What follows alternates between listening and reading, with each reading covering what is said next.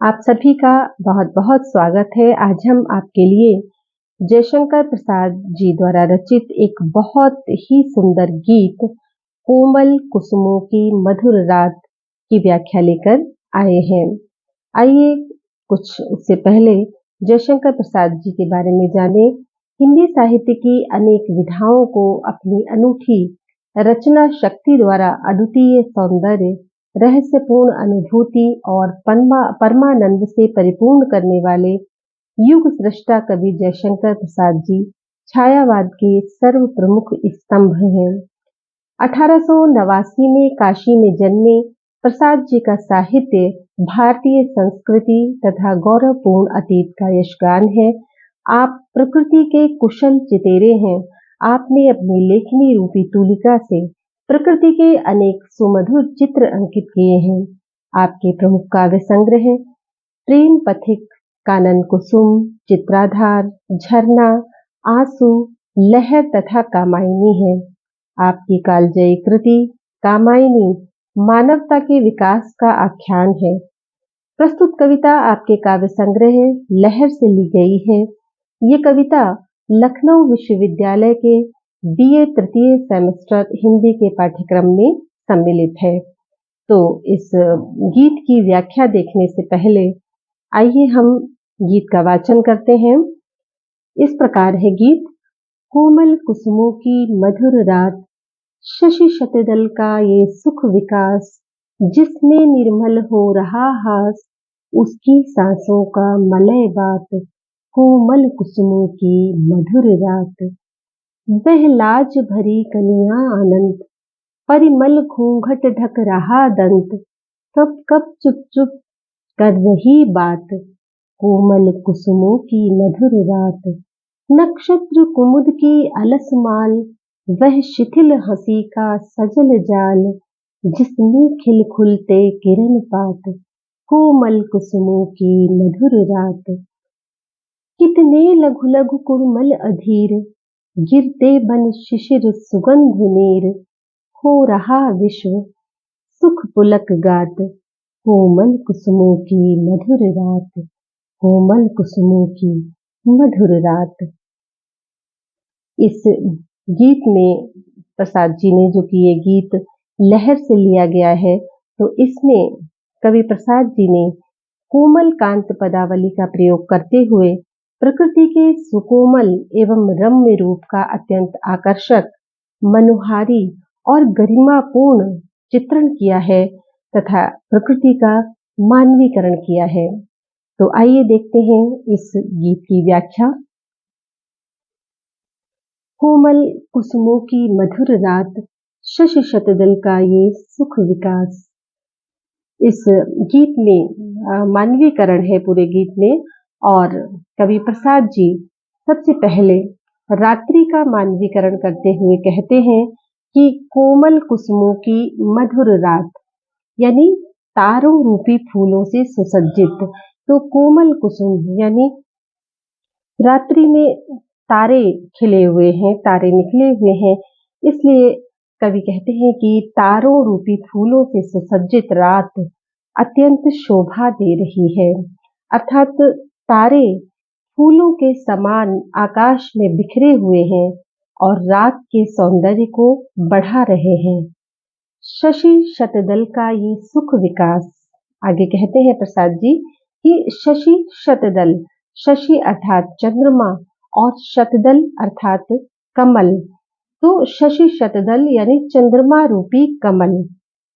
तो इस प्रकार इसका अर्थ है कि तारों रूपी सैकड़ों पंखुड़ियों वाला शत दल, मतलब सैकड़ों, और दल का मतलब पंखुड़ियां, तो तारों रूपी सैकड़ों पंखुड़ियों वाला चंद्रमा रूपी कमल रात्रि रूपी नायिका के मुख की भांति सुशोभित हो रहा है। तो बहुत सारे तारे आकाश में निकले हुए हैं और उन तारों के बीच में चंद्रमा सुशोभित हो रहा है। तो ऐसा प्रतीत होता है कि जैसे हजारों सैकड़ों पंखुड़ियों वाला कमल खिल गया है और वो चंद्रमा रूपी कमल रात्रि रूपी नायिका के सुंदर मुख की भांति सुशोभित हो रहा है, जिसमें निर्मल हो रहा हास। और चंद्रमा निकला हुआ है तो उसकी चांदनी भी चारों ओर फैली हुई है। तो इस पर कवि की कल्पना है कि जिसमें निर्मल हो रहा हास, यानी रात्रि रूपी नायिका का निर्मल हास, हास अर्थात हंसी, तो रात्रि कालीन नायिका जो है उसका निर्मल हास, निर्मल हंसी उसकी चांदनी बनकर चारों तरफ फैल रही है। तो जो फैली हुई चांदनी है, जो बिखरी हुई चांदनी है, वो मानो उस रात्रि रूपी नायिका का निर्मल हास है या उसकी हंसी बिखर रही है। उसकी सांसों का मलय बात, अब कहते हैं आगे वो, और इसमें उन्होंने जिसमें निर्मल हो रहा हास, यानी निश्चल हंसी उज्जवल या धवल मानी जाती है, और इसीलिए कवि ने चांदनी को निर्मल हास कहा है। अगली पंक्ति है कि उसकी सांसों का मलय वात, यानी जो मलय वात है, मलय मतलब मलय पर्वत से आने वाली वात यानी वायु, मलय पर्वत से आने वाली वायु जो कि 3 गुणों से युक्त होती है। शीतल होती है, मंद धीमे धीमे प्रवाहित होती है, और सुगंधित होती है क्योंकि मलय पर्वत से आती है, और मलय पर्वत चंदन के पेड़ वहां पर लगे हुए हैं, तो वहां से जो हवा आती है वो चंदन की खुशबू को अपने साथ में लेकर के आती है, और इन 3 गुणों से युक्त होती है, शीतल मंद और सुगंधित। तो मलय पर्वत से आने वाली शीतल मंद और सुगंधित वायु ही उसकी सांसों के रूप में, उसकी सांसों का मलयबात, यानी उस रात्रि रूपी नायिका की सांसों के रूप में प्रवाहित हो रही है। जो रात में शीतल मंद और सुगंधित वायु चल रही है, हवा प्रवाहित हो रही है, वो मानो उस रात्रि रूपी नायिका की सांसों का प्रवाह है, उसकी सांसों के रूप में प्रवाहित हो रही है। कोमल कुसुमों की मधुर रात, इस प्रकार तारों रूपी पुष्पों से सुसज्जित रात अत्यंत मधुर और सुंदर लग रही है। अगली पंक्तियां हैं कि वह लाज भरी कलियां अनंत, परिमल घूंघट ढक रहा दंत, कब कब चुप चुप कर रही बात। इसमें कवि कलियों का मानवीकरण करते हुए प्रसाद जी कहते हैं कि वह लाज भरी कलियां अनंत, यहाँ कवि ने कलियों का मानवीकरण किया है। कहते हैं कि वह लाज भरी कलियां अनंत, तो लाज भरी कलियां इसलिए कह रहे हैं कवि कि कलियां अभी अधखिली हैं, पूरी तरह से खिली हुई नहीं है, इसलिए कवि कहते हैं कि अधखिली कलियां लज्जाशील नायिका की भांति प्रतीत हो रही हैं। वह लाज भरी कलियां अनंत, यानी अधखिली कलियां जो अभी पूरी तरह से खिली नहीं है, वो लज्जाशील नायिका की तरह से प्रतीत हो रही हैं। और परिमल घूंघट ढक रहा दंत, और उनकी अधखिली पंखुड़ियों रूपी घूंघट ने परिमल अर्थात सुगंध को ढक रखा है, और इस कारण सुगंध पूरी तरह से फैल नहीं पा रही है। तो परिमल घूंघट ढक रहा दंत, यानी उनकी अधखिली पंखुड़ियों रूपी घूंघट ने परिमल को अर्थात सुगंध को ढक रखा है, और सुगंध पूरी तरह से प्रसारित नहीं हो पा रही है, फैल नहीं पा रही है।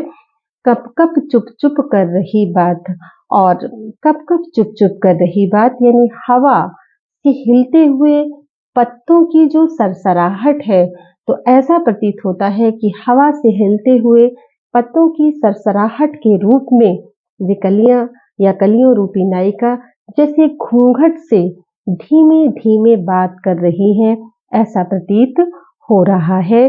तो इस प्रकार तारों रूपी पुष्पों से सुसज्जित ये रात अत्यंत मधुर है, अत्यंत सुंदर है। अगली पंक्तियां हैं, नक्षत्र कुमुद की अलस माल, वह शिथिल हंसी का सजल जाल, जिसमें खिलखुलते किरण पात। कहते हैं शंकर प्रसाद जी कि नक्षत्र कुमुद की अलस माल, यानी नक्षत्र अर्थात तारे, और कुमुद यानी कुमुद का पुष्प।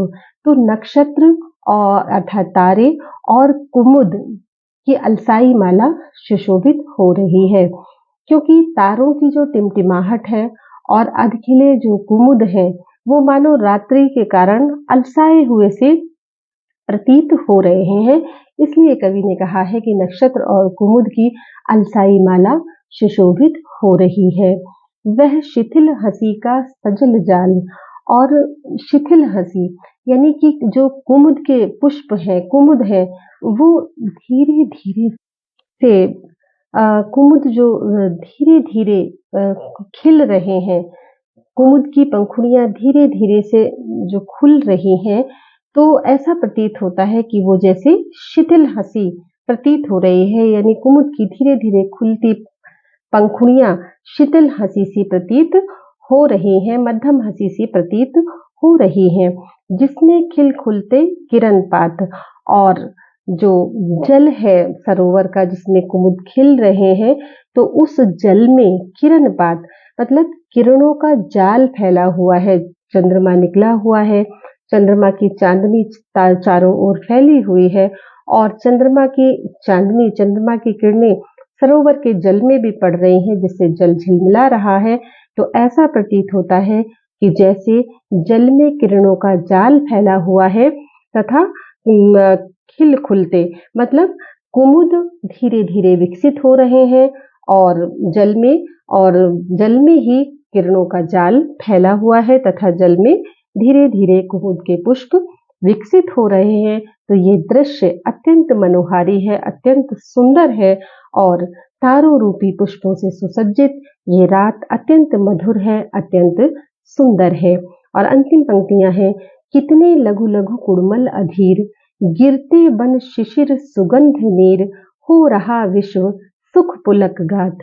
इन पंक्तियों में कवि प्रसाद जी कहते हैं कि कितने लघु लघु कुड़मल अधीर। कुड़मल मतलब पराग के कण, और कैसे है पराग के कण? लघु लघु, बहुत छोटे छोटे से। कितने लघु लघु कुड़मल अधीर यानी छोटे छोटे कितने ही पराग के कण बिखर जाने के लिए अधीर हो रहे हैं, व्याकुल हो रहे हैं। और गिरते बन शिशिर सुगंध नीर, और जब वो गिरते हैं, कहाँ गिरते हैं?